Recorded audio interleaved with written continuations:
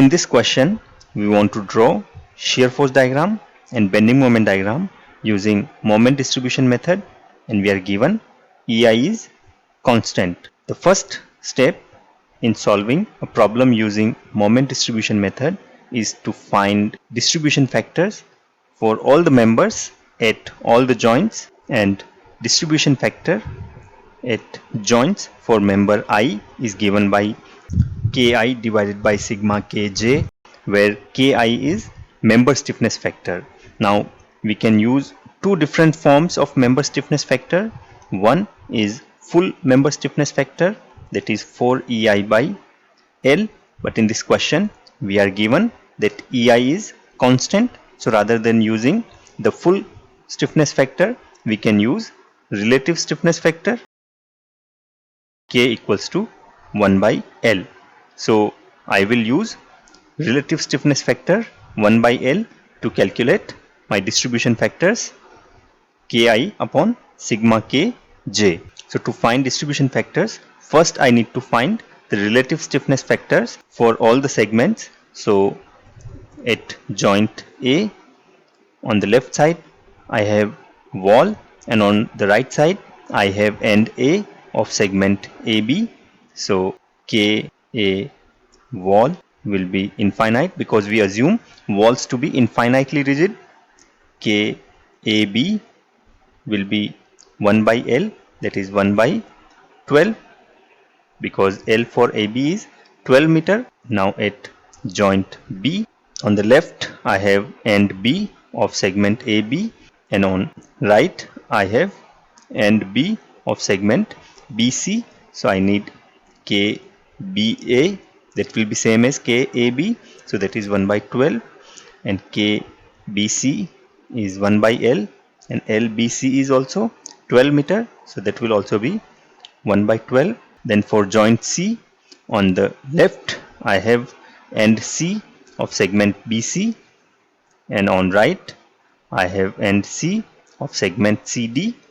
So KCB will be same as KBC, so that is 1 by 12, and KCD is 1 by L, and L for CD is 4 plus 4, 8 meters, so that is 1 by 8. Now at joint D, on the left I have end D of segment CD, and on the right I have wall, so KDC will be same as KCD, that is 1 by 8, and KD wall will be infinite. Now for each joint I will find distribution factors. So distribution factor at A for wall will be stiffness factor for wall at A divided by sum of stiffness factors of all the members connected at A, so that will be infinite upon infinite plus 1 by 12. This will be 1 here. Rather than writing it in this way, I could have written K wall in place of infinite and then taken limit K wall approaching infinity, and that limit will approach 1. So the distribution factor at A for wall will be 1.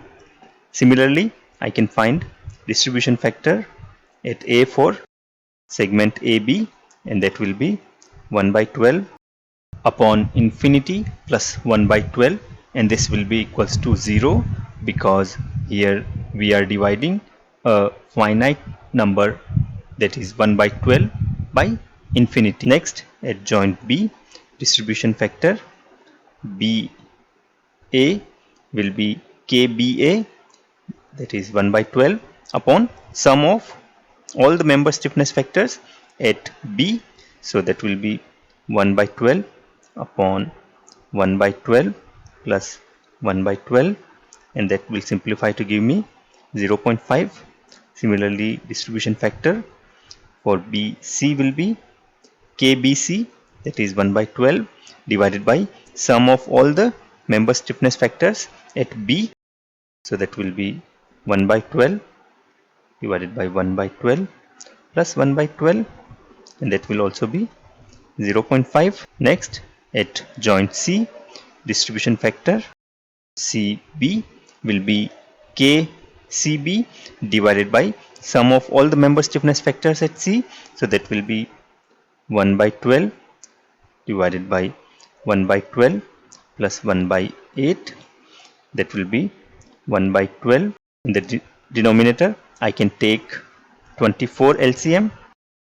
So that gives me 2 plus 3. That will be 1 by 12 into 24 by 5. So here this 12 will cancel 24 two times, 5 will cancel 2.4 times. So my answer is 0.4. Similarly, DFCD will be KCD upon sum of all the member stiffness factors at C. So that will be 1 by 8 divided by 1 by 12 plus 1 by 8. Again that will be 1 by 8 divided by, in the denominator I can take 24 LCM. That will be 2 plus 3. That will be 1 by 8 into 24 by 5. Again this 8 will cancel 24 3 times, 5 will cancel 3, 0.6 times. So answer will be 0.6. Similarly, I can find distribution factor at DC. That will be 1 by 8 upon 1 by 8 plus infinity, and that will be 0. And distribution factor at D for wall will be infinite upon 1 by 8 plus infinite, and that will be 1.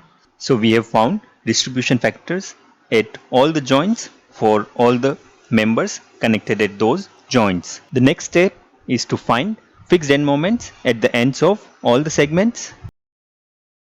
And here note that we have only two types of loads, one UDL and one concentrated load, and on segment AB there is no external load, and these two diagrams show fixed end moments corresponding to the loadings. So because there is no external load on segment AB, fixed end moment at end A of segment AB and fixed end moment at end B of segment AB will be 0.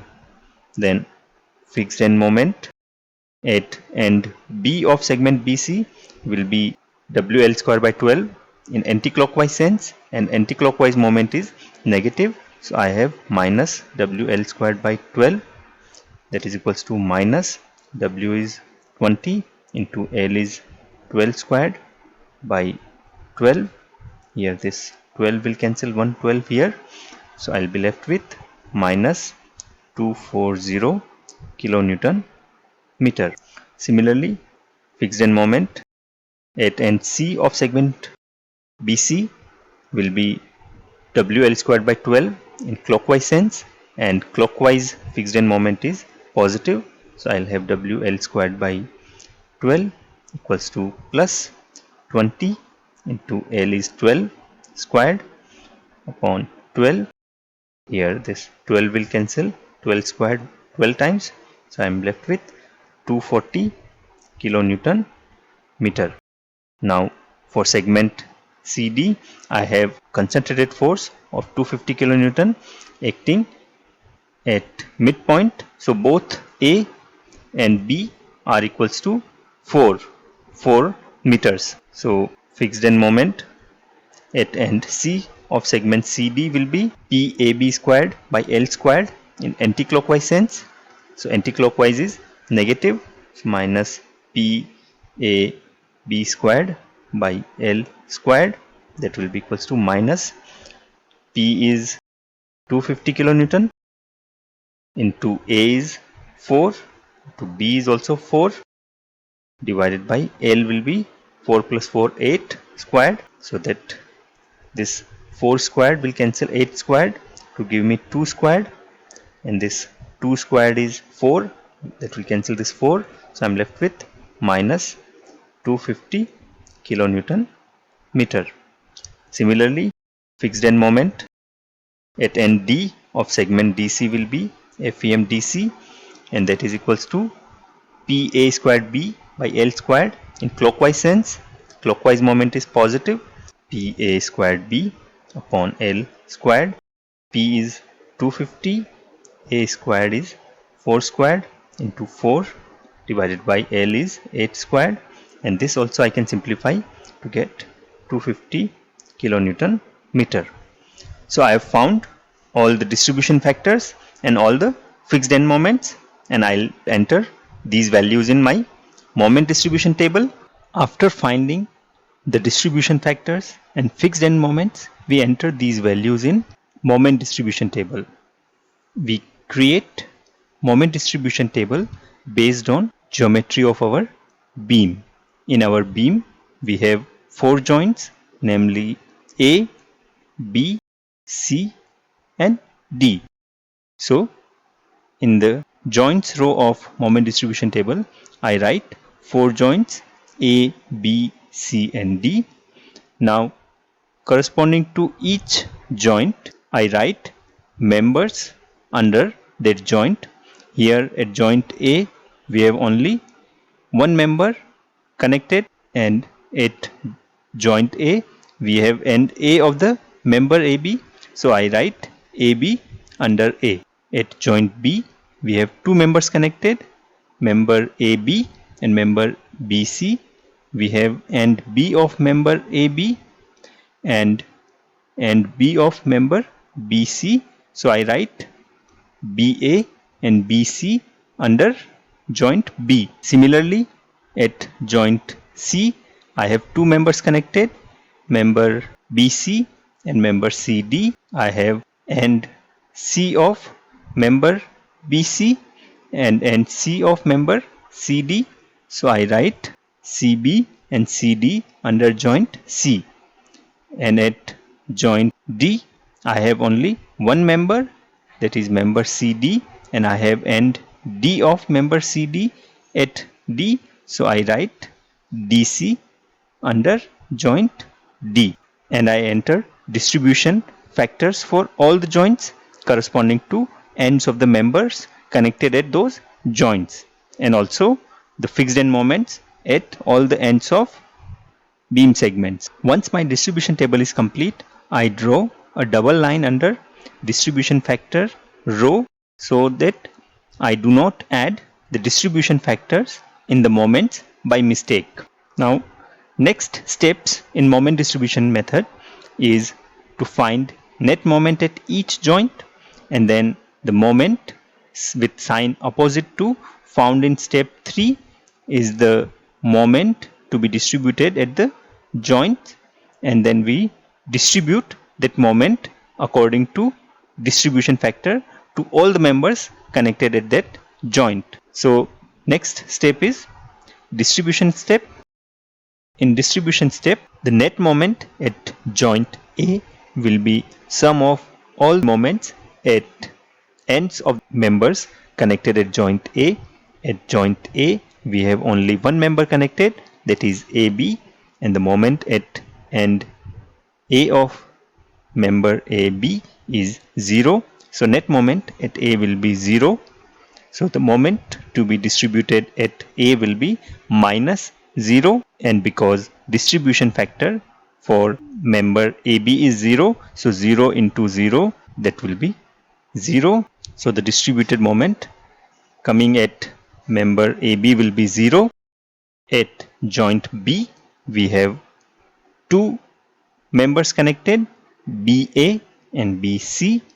The net moment at joint B will be sum of n moments for these two members, that is equals to 0 minus 240. So that is minus 240. The moment to be distributed at B will be minus of that, so that is 240 kilonewton, and that will be distributed to members BA and BC according to their distribution factors, that is 0.5 and 0.5. So 120 will come to BA and 120 will come to BC. Next, at joint C, we have two members connected, namely CB and CD. The net moment at C will be sum of moments at the ends of members CB and CD, and that will be plus 240 minus 250. So the net moment at C will be minus 10, and the moment to be distributed at C will be plus 10, and that will be distributed according to distribution factors of CB and CD, and they are 0.4 and 0.6. So CB will get 0.4 into 10, that is 4, and CD will get 0.6 into 10, that is 6. Then at joint D we have only one member, that is DC. So net moment at joint D will be N moment at DC, that is 250, and the moment to be distributed at joint D will be minus 250, and because distribution factor for DC is 0, so the moment to be distributed at DC will be 0 into minus 250, and that is 0. So this completes our distribution step. Next step is carryover step. In this step, for each segment, the distributed moment at one end is carried over to the other end of the same segment with carryover factor of half. That is, in our beam for the segments AB, BC and CD, we carry over distributed moment from one end to another. So, for example, in segment AB, from end A, the moment will have subscript AB, we will carry over the moment to end B, and that will have subscript BA with carryover factor of half, and similarly from end B, that will have subscript BA will carry over the distributed moment to end A, that will have subscript AB with carryover factor of half, and similarly for segment BC and segment CD. And to denote that carryover, we use an arrow symbol. So from AB we'll carry over moment to BA, and from BA to AB, and that we show by arrows. So from AB to BA and from BA to AB. Similarly from BC to CB, and from CB to BC, and from CD to DC, and DC to CD. And these carryovers will be done with factor half. So this 0 at AB with factor half will be 0 at BA. This 120 at BA with factor half will be 60 at AB. 120 at BC with factor half will be 60 at CB, and 4 at CB with factor half will be 2 at BC. This 6 at CD with factor half will be 3 at DC, and 0 at DC with factor half will be 0 at CD. So this completes our carryover step. The next step is distribution step. Because distribution factor at A is 0, finally we will always get 0 distributed moment at AB. So I will straight away write 0 here. At joint B, net moment is 0 plus 2, 2. So the distributed moment at B will be minus 2, and the distribution factors at B are 0.5 and 0.5. So the distributed moments at BA and BC will be both minus 1. The net moment at C is 60 plus 0, that is 60. So the moment to be distributed at C will be minus 60, and the distribution factors are 0.4 and 0.6. So distributed moments at CB and CD will be minus 24 and minus 36. Again, the distribution factor at D is 0. So finally, the distributed moment at D will turn out to be 0. I write 0 there. So this completes our distribution step. Next step is carryover step with carryover factor of half. So these values will be minus 0.5, 0, minus 12, minus 0.5, 0, minus 18. And the next step is distribution step. Again, the distribution factor at AB is 0. So distributed moment at AB will be 0. The net moment at B is 0 minus 12 minus 12. So the moment to be distributed at B is 12, and with distribution factors of 0.5, 0.5, I will get 6, 6. The net moment at C is minus 0.5. So the moment to be distributed at C will be 0.5, and with distribution factor 0.4 and 0.6, it will be 0.2 and 0.3. And because distribution factor at D is 0, so moment to be distributed at D is 0. So this completes our distribution step, and I keep repeating these steps.